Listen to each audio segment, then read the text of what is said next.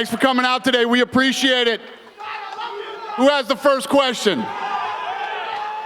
Go ahead, buddy. First question here for John. In these next 8 weeks, as the fight builds up and the hype builds up, there'll be plenty of discussion and commentary about you and your history.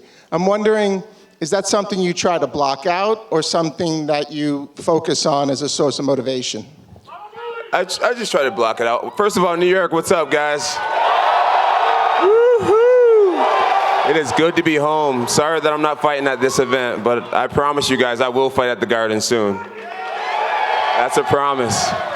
Even though I'll have to pay 9% to the government, I'll do it. As far as all the controversy and all the shit that I've just got out of, I just try to block it out. At the end of the day, I'm here, I'm in the present, and I'm back on the mission that I've always been on. That's to solidify my spot as one of the greatest fighters ever.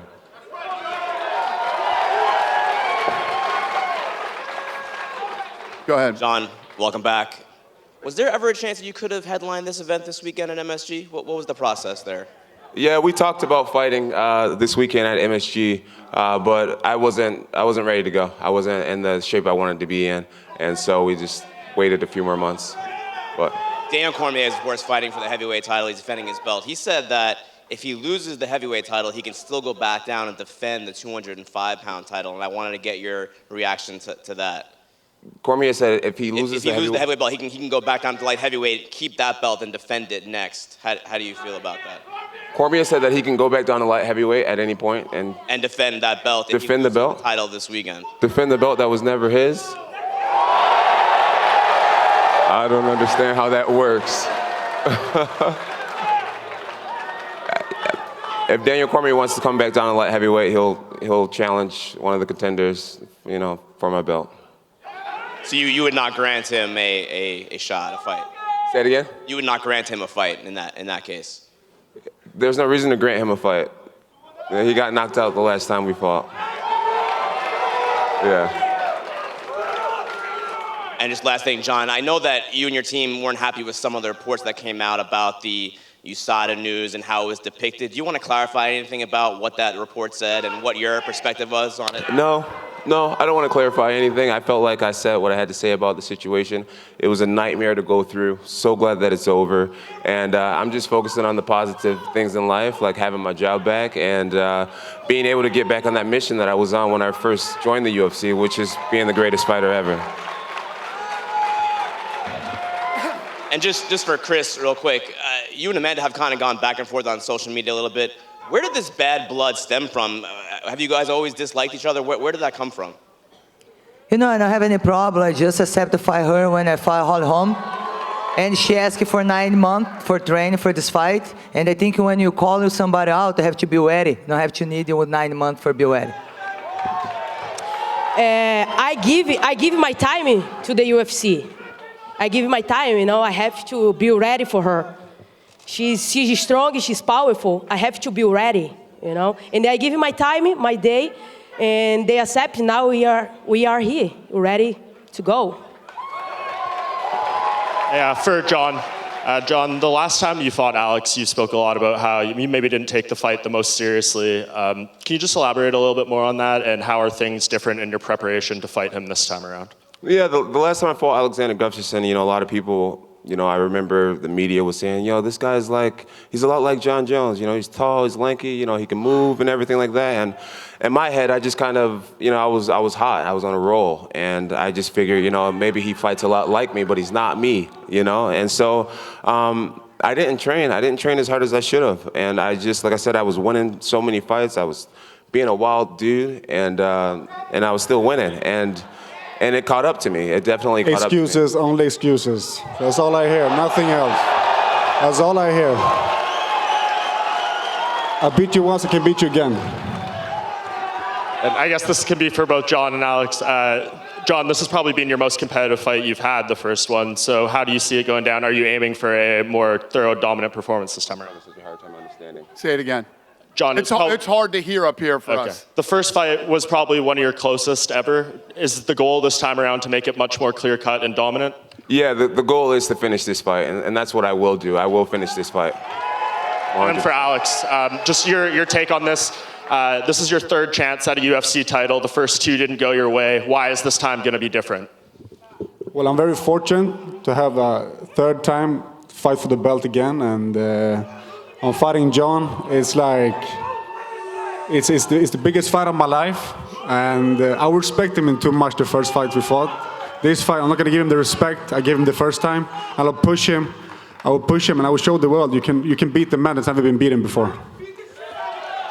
And one for Dana. Dana, in your opinion, up there, is this the greatest male? I got a question fighter? for you, Alex. I'm here. So, if my excuse was that I didn't train hard enough, what's your excuse for losing? Well, that's where you're wrong. I didn't lose, John. We all know that. I didn't lose. All right. Go ahead. One for you, Dana. In your opinion, is this the greatest male and female fighter in the world, sitting up there, up to your right? Yeah. Yeah. I mean, listen, if you look at what John Jones has accomplished at the time, all the things that John Jones was doing when he accomplished these things, it's pretty amazing. But we talked about this yesterday on ESPN. It's true. There's a lot of things. To go down as the greatest ever, John now has the opportunity to come back and erase all the mistakes that he's made in his younger career. And, you know, we'll see what happens. Alexander Gustafsson, when we made this fight was in Canada. When we made this fight, everybody was bitching about this fight. This fight was terrible, everything else. It ended up being one of the greatest, if not the greatest, light heavyweight championship ever. I'm excited that we can make this fight again. And props to both guys for taking it. John coming off a huge layoff and all the problems that he's had to come back and fight Alexander Gustafsson. It's awesome. I'm excited. And just one more for you, Dana, off topic a little bit. We had this Ben Askren for Demetrius Johnson trade that happened. Can you just elaborate on what happened there, how it went down, and when Ben Askren could potentially make his UFC debut? Well, I don't really want to get into all that right now. We're talking about these fights, but relax, New York. So the Demetrius Johnson, I said the other day, I felt like, the guy never got the respect he deserved here, all the things that he's accomplished. He was never truly happy, and where he's going now, his longtime trainer and friend Matt Hume is one of the executives in this company, and hopefully he'll be a lot happier there than he was here. He broke world records, he accomplished a lot in this company, and then Ben Askren and I have had a very interesting past, and he hit me up about maybe 3 or 4 months ago, 6 months ago, and said, am I ever going to be able to fight in the UFC? And I said, I don't know. That's not up to me. He was still under contract. He retired, and he was still under contract. So this is just one of those things that organically came together, and we made it work for everybody, and here we go. Question for Alex. Alex, when I've spoken to you in the past, you've told me that fighting John and beating John was more important to you than winning the UFC Light Heavyweight Championship. You get the chance to do both at this fight, but why was that your mindset?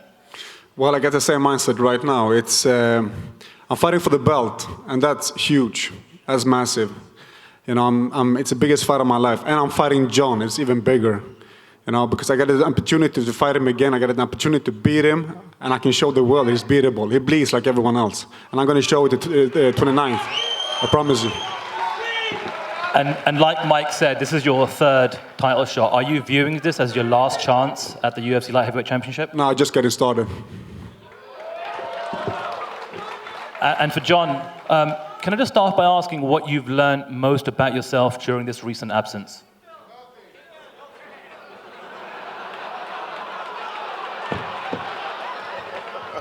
That was good.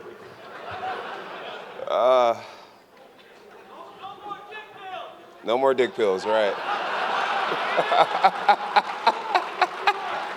None. I'm good, huh? More foreplay. Let's say. Let's see here. What have I learned? I've learned that.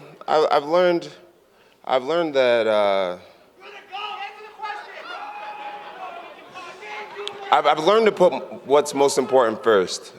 and that's my family. That's my family. That's it. That's it. Keep my family first. Keep God and family first. And what have you missed most about being in the UFC and being a professional fighter? What do I miss most of? All you guys, really. Really.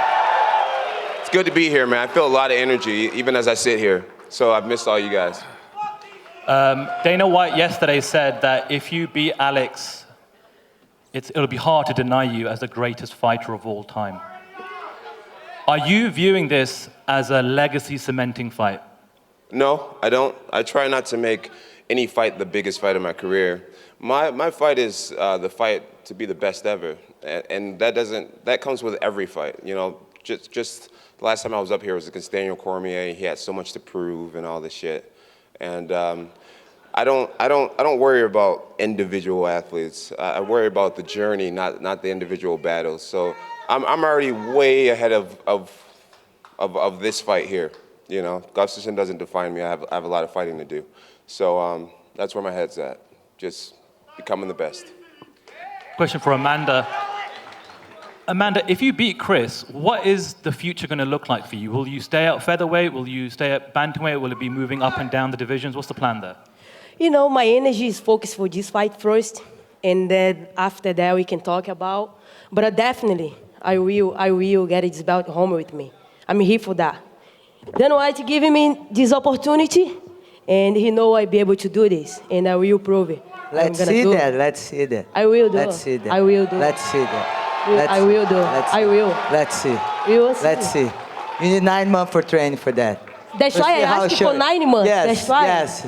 Keep working hard. Because I'm I going to see be you at there that ready cage. for you. And make sure you be there, because I know you pull out before it fights. Yeah, make sure you're going to be there. I didn't pull out. I'm going to believe you when you be in the cage. When you be in the cage and close the door, I know you're going to be there. I will be there. I know. I hear the story before. All make right. weight and then don't fight. I hear that. I will make weight, okay. and I will be there. I will be there. I hear that. That's why I asked for the fight, because I will be there. Take care of signings for have problem today.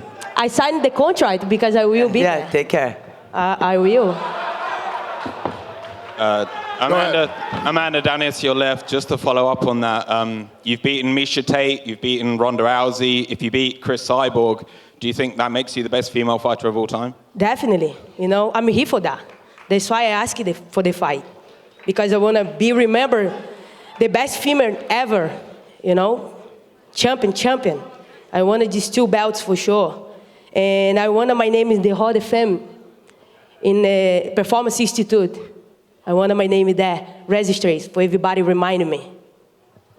Thank you. John, before UFC 214, I asked you about fighting Brock Lesnar, and you said, first, I'm going to deal with DC, and then I'm going to deal with Brock Lesnar.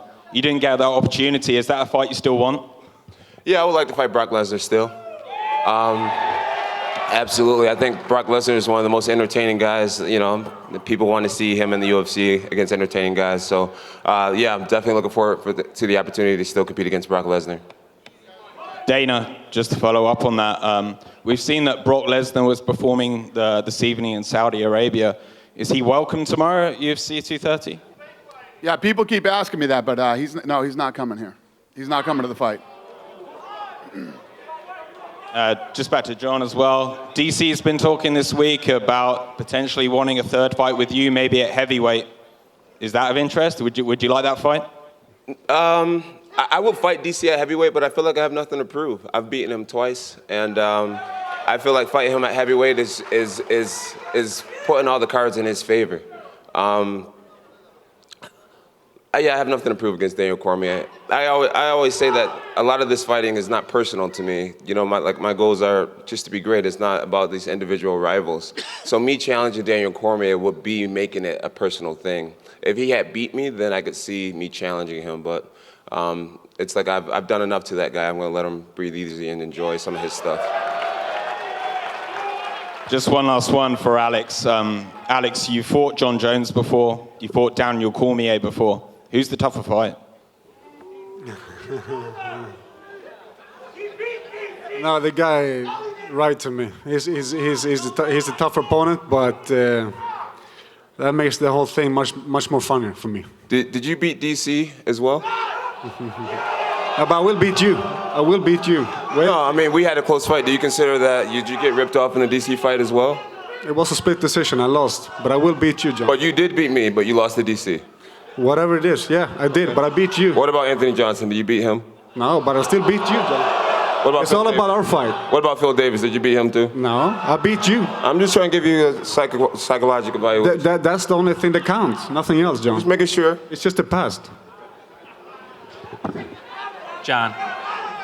For you, John, coming back after this long layoff, I mean, time and time off can really damage a fighter. How do you know that it's not going to affect you for this one?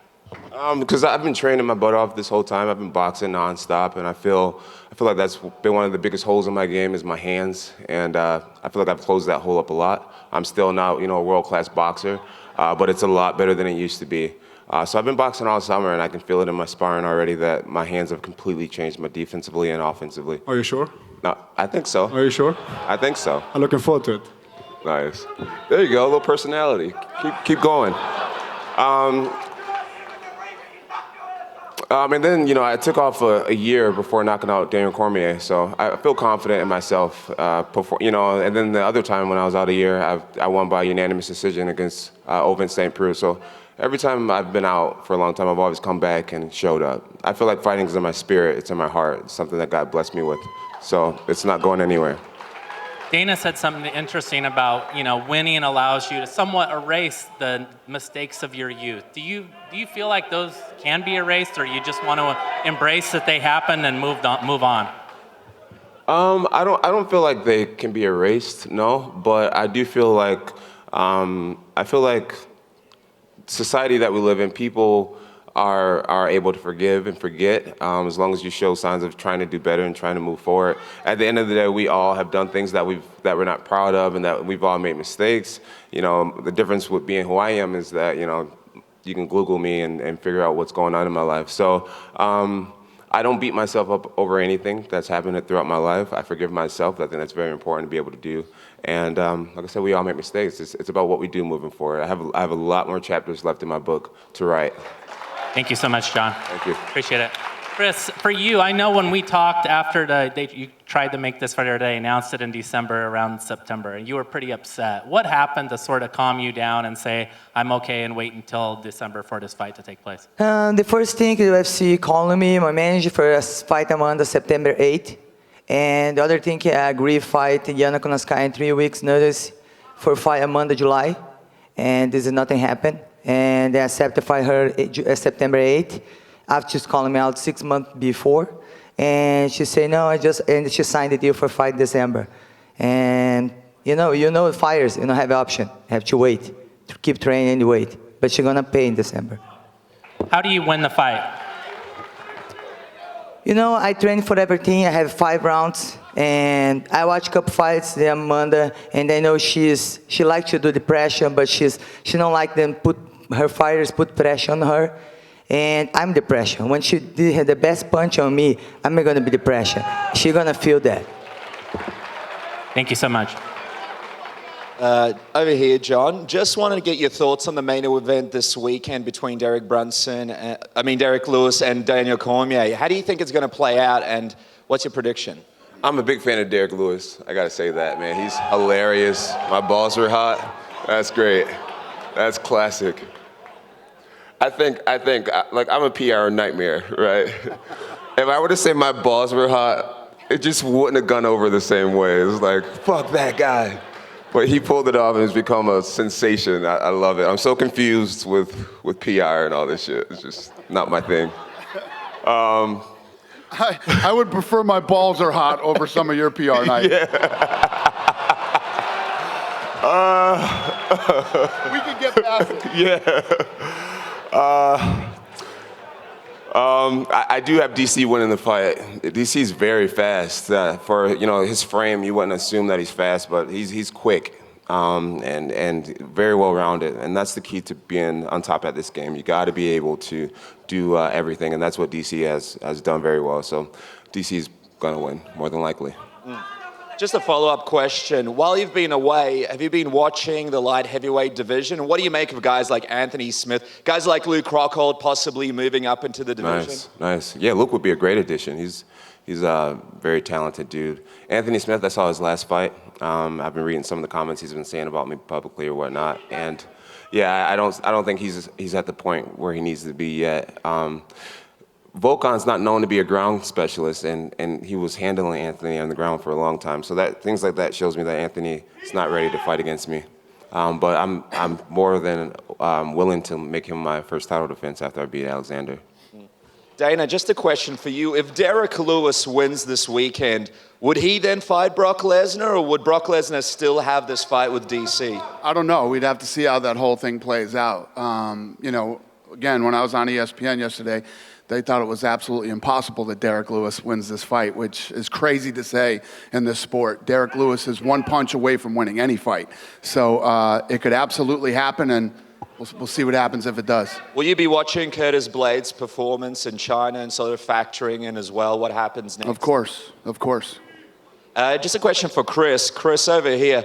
We know there's been rumors for a while that you're looking at possibly retiring eventually after a few more fights. How many more fights do you think you'll stick around for if you do beat Amanda and sort of conquer that aspect of the fight game?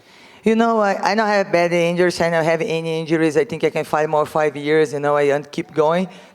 For my fans, I love my job. And the people think when I say I would like to fight one boxing fight, people think I want to retire. No, I don't want to retire. I want to keep fighting MMA. It's a dream, make one boxing fight. And because I love boxing. I train every day, and I would like to have this opportunity. But this is no means I want to retire MMA. I have a long career, and I continue to fight, and I'm happy. I love my job. One more. Go ahead, buddy. Alex, since your first fight with John, twice he's been suspended for performance-enhancing drugs. Although critics are split on whether they believe his reasonings or believe it affected his legacy, what's your personal opinion of those two suspensions and whether John was a clean fighter when you fought him? I don't care about that. It's in the past. I don't care about that at all. I'm happy to be here. I'm happy to face John, and we're going to have a greater fight than the first one. I can promise you that. Dana, one more. Yeah. I know you may not care about this, but Brock Lesnar recaptured one of the WWE championships this morning in Saudi Arabia. Would he be allowed to wear that into the octagon? I did not know that. Thank you. I don't think Vince would let him wear that into the octagon, to be honest with you. He can bring whatever belt he wants to bring. I could care less. Hey, we're going to square these guys off, and then we'll get the weigh-ins going. Thank you, New York.